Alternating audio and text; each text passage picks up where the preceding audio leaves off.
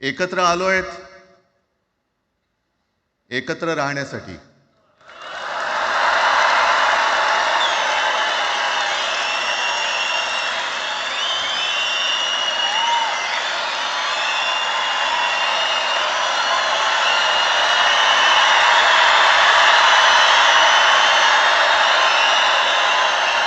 आणि मला कल्पना आहे, आज मला कल्पना आहे की अनेक बुवा महाराज हे बिझी आहेत. कोण लिंब कापतंय, कोण टाचण्या मारतंय, कोण गावी जाऊन अंगारे दुपारे करत असेल, रेडे कापत असतील.